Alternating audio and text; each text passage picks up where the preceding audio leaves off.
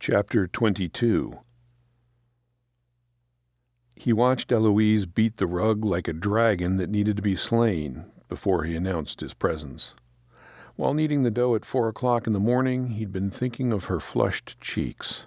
While serving coffee to the ladies' sewing bee, he'd imagined Eloise laughing at one of his jokes. And while lugging the wooden crate across town to her house, he'd seen her in a clean apron snugly tied around her trim waist. Never in any of those daydreams had he seen her covered in dust and cursing at a rug. Half expecting her to skitter up the tree like a chipmunk after the way she'd jumped at his voice, he waved his hand at her. "Afternoon." "You frightened me," she said. "Sorry, I knocked on the front door, but you weren't there." He swung his hands to the front and clapped them once, then swung them around behind his back and clasped them together. "I poked my head around and saw you attacking these rugs." Striding forward, he reached for the beater. "May I?" Taking it before she answered, he raised an eyebrow at the handkerchief wrapped around the handle. "I had something else in mind for the afternoon, but this is good, too." He'd planned for standing side by side, working closely, hands brushing, with her face turning pink when he whispered in her ear. Days of not seeing her had messed with his mind.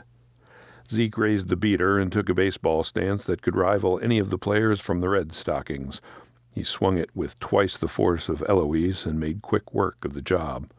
Soon the wind finished the task by blowing the dirt out of the yard. Squinting against the dust, he pulled the rug from the line and took the next one that Eloise proffered. He continued hitting it until he felt her hand on his shoulder. It sent shivers down his spine, and his heart thumped a betrayal of his intentions for the afternoon. "That's fine," she said. "Thank you." She took the beater from him and sheepishly handed him his handkerchief she'd wrapped from the handle. "I believe this belongs to you." He grinned. "I believe it does." She watched him fold it in half and fold again, but froze when he reached over and wiped it across her forehead. "What are you doing?" "Relax," he said. "You've made mud on your face." "I'm a mess." She dropped her gaze to the grass. "A beautiful mess." He took in all of her, from her hair, tied back with a scarf, to her worn work dress, and noticed her bare feet peeking from below. He put a hand on her elbow until she looked at him. "I've never seen a more industrious chipmunk." She tisked at him. "Honestly, enough with the chipmunk. Why do you call me that?" "Maybe I'll tell you after dinner," he teased. "What are we having?" And he laughed when her face turned white. Her blue eyes widened. She opened her mouth, but no words came out. "I'm kidding." He laughed like nothing could take his joy away. Ironically, Eloise was not encouraging him today. If she would open up to the idea of him and their growing friendship, he'd have more to work with. He missed the Eloise from Sunday. When she'd come to the bakery last week, he hadn't meant to be rude, but had firmly decided not to stay in this town. He'd wanted no distractions. That meant he wasn't going to build a friendship with a woman who made him daydream about grandchildren. He'd planned to take the week's pay and ride out of town in a few days, but when Eloise left the shop without speaking to him, it tore his heart in a way he hadn't known was possible. He hadn't expected to feel that kind of rejection, especially when he had been the one avoiding her. The following week, he'd not had one glimpse of her outside of church, and only the back of her head at that. More than 2 weeks had passed since she'd walked out, and he still hadn't left town. He served the community breakfast, poured coffee, and wished them a good day, good morning, happy weekend, good afternoon, and he meant it. In small ways, the people had welcomed him. The regulars invited him into their conversations, asking him to sit and share his thoughts. The Andersons taught him about business and taking orders, planning menus, and running the books. They asked and listened to his ideas for new products and encouraged him to experiment with recipes and new-to-him ingredients. They'd taught him how to make Swedish tea rings, dry rusks, knäckebröd, kardemummebollar. In turn, they had let him make cinnamon rolls as large as his face and soft as a feather pillow. Rachel's predictions were coming true. She'd said he would meet a woman that made all the pieces fit together, someone who would be more important than any singular plan of his own. From the way he'd found himself watching for Eloise through the store windows all week, he knew he'd found the girl Rachel told him about. He'd fallen. And it didn't even hurt. If Eloise would only be there to catch him, he needn't worry about the rest of it. He'd share his good news with her. Soon. "Come on," he said. "I have something to show you." He took her hand and stepped to the house, but she didn't move. She looked at his hand that was holding hers, almost as if it were poisonous. "Hey, you okay?" he asked. When she took her hand back, his heart dropped. If she wouldn't hold his hand, he needed to crush the daydream of her in his arms and his lips tasting hers. What would she do if he kissed the scowl off her face right now, hit him with the rug beater? He tried a more direct route. "Can I teach you my mother's bread recipe?" A grin spread over his face when she nodded. She hadn't shut him out, not completely. He knew she needed space and time to heal, to get used to the idea of him being around. He could give her that. Trust took time to build, and she had been wounded too many times, even by him. "Well, come on then," he said. "I'm pretty good at what I do, but we're not baking bread in the backyard." She followed him around to the front of the house, where he'd left the wooden box of things he'd brought from the bakery. "What is all this?" she asked. "I brought everything we'll need, provided you have a pan, bowl, and a pot. Oh, and you do have a stove and water, right?" That pulled a smirk from her, at least. She led the way into the house, and he deposited the box on the table. "Luke sleeping?" Zeke asked. "He's with Tobias for the afternoon." She handed him an apron. "Nice try." He snatched it from her and tossed it on her head. It flopped over her face, and he detected a smile as she pulled it down. "I won't be caught in florals again. I brought my own." Feeling self-conscious now, knowing they were alone, he wondered what her etiquette books had to say about it. He knew it wasn't proper for him to be in her house unchaperoned. With the toddler running around, the situation would have been entirely different, more friendly, lighthearted. He double-wrapped the plain white apron around his waist, dressing up, playing the part of a baker, and wondered if he should cancel the afternoon and go back outside, where it was safer. He'd be less tempted. But he wanted to stay with her, to get to know her better, to hear her laugh again. She was deep in thought, and it didn't bode well for the way he'd imagined their afternoon. Inviting himself over wasn't turning out like he'd thought it would. Did she need more time? He'd waited 4 days from their flirtations on Sunday. Had he waited too long? He'd expected her to show up at the bakery, but when she didn't, it was time for action. Agnes said Eloise was a regular for bread orders, yet he hadn't made one loaf for her. Yesterday, a lesson in bread baking had been the perfect idea. Maybe he should have opted to buy her breakfast first, or dropped off a bag of candy and invited her for a stroll. Boss had given him the go-ahead. Should he have asked Agnes, too? Jessica would have known what to do. Round and round he went in his mind, second-guessing every interaction with her, from the past to the projected future. He'd never courted a girl. Was it always this complicated? "I'll be right back. I'm a mess," she said. "Let me freshen up. I'm covered in dust." Again, he inwardly corrected her. "A beautiful mess. The wind has a way of tossing as much back in our faces as it takes from the rugs. I'll get things set up. Hurry back." With renewed hope, he got to work. While she was gone, he scrubbed his own hands and splashed water on his face. Once he'd rubbed himself dry, he took his time in emptying the box of the ingredients he'd brought: flour, milk, butter, and the rest. Whistling a hymn that was stuck in his head from church on Sunday, he rifled through her kitchen until he found a couple of bowls and spoons. "What shall I do?" she asked, catching him with his head deep in the lower cabinet. He found her standing in the doorway, cheeks flushed and bright from a scrub. She was dressed in one of her blue skirts, with a white top. He was disappointed that she was now wearing shoes. "Salt," he said. "Salt?" He cleared his throat, deliberately not thinking of her bare feet and what she wore underneath, and how her skin showed through her chemise when it was soaking wet. "We need some salt." "Oh, of course. It's here." She moved him out of the way, lifted on her toes, and brought the small crock from the top shelf. We're more careful where we store things now that Luke is into everything. I catch him standing on the table every time I turn around. Maybe he wants me to come teach him how to cook. Zeke added the salt to the assortment of items on the table.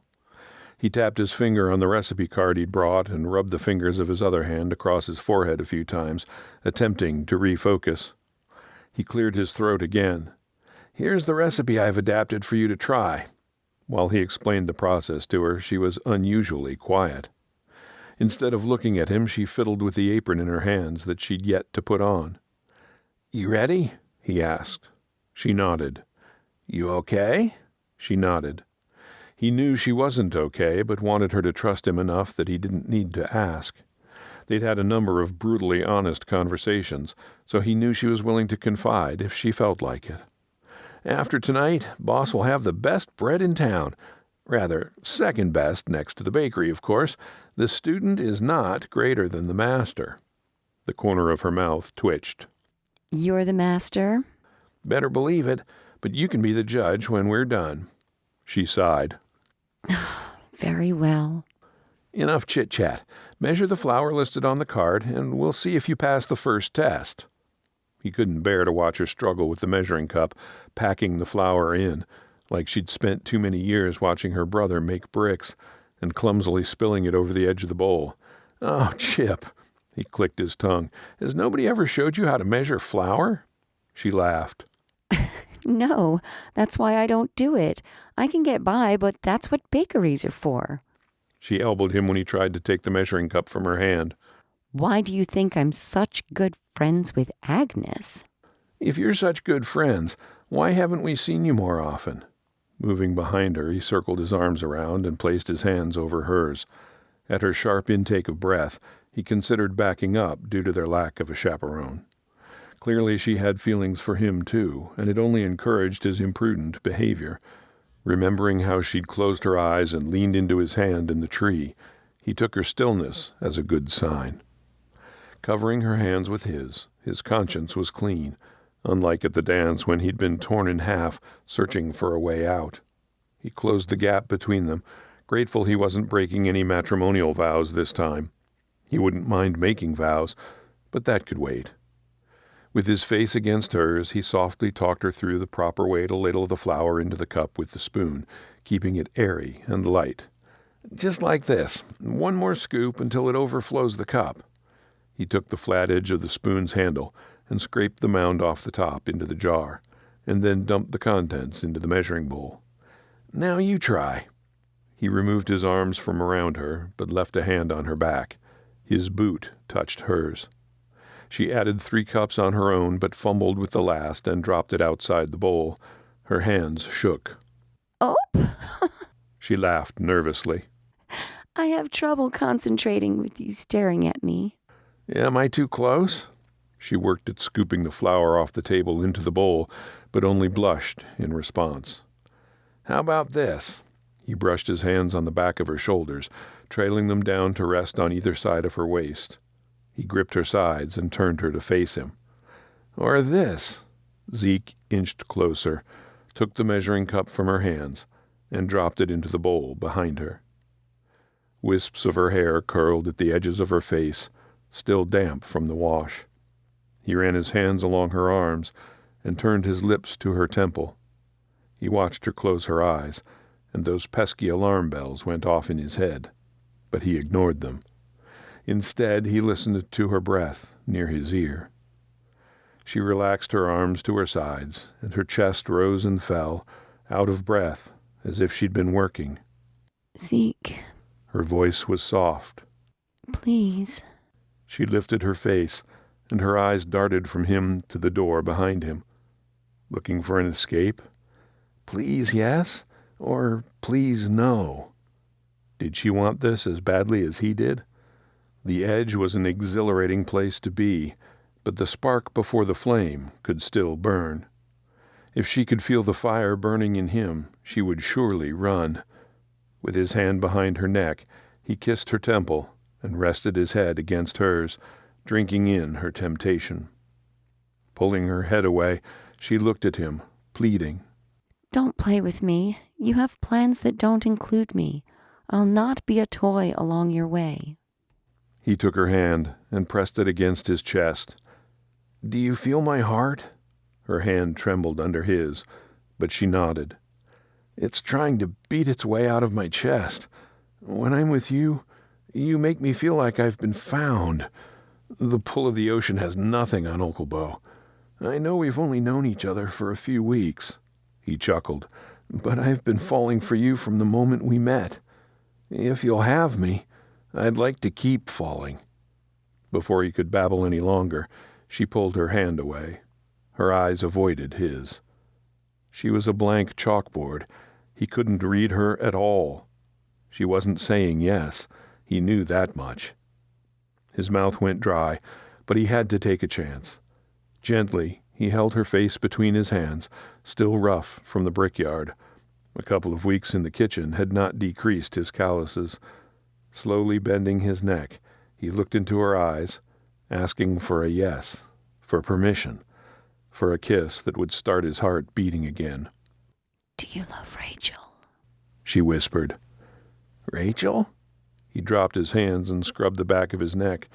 Of course I do. Rachel was family, a sister, mother, friend, and confidant all rolled into one. Have I told you about Rachel? She's amazing, but what does she have to do with us? Please leave, said Eloise, the mood broken. Clearly, there would be no kissing today. She pulled the wooden crate across the table and clunked the jars back into it. Chip, I don't understand. Stop calling me that. She stomped her foot. The front door opened and Luke rushed across the house in a flurry of childhood excitement. We're home, Tobias said. Hey, Zeke, how are you? He closed the door and shrugged out of his jacket, dumping it on the sofa. Guess what this little guy found? Tell her, buddy. Tell her about the big bunny we saw. Eloise scooped Luke into a bear hug. Her accusing eyes never left Zeke's. When Zeke didn't move to leave, instead meeting her glare for glare, she left the kitchen, discarded the child into Tobias's arms, and fled up the stairs. What's with her? Tobias said. Zeke shook his head. Maybe she'll tell you. He tossed the rest of the items in the box and picked it up. I was just leaving. We'll have to catch up later. Rejection. Something he'd managed to avoid until now. Being vulnerable had its disadvantages. All the facades he'd built around himself of the West and the ocean beckoned. His words from Sunday mocked him. Home is a place where I'm not beholden to anyone. What a laugh. If only he'd been strong enough to walk away, he'd be 3 weeks closer to his dream and 3 weeks away from a broken heart.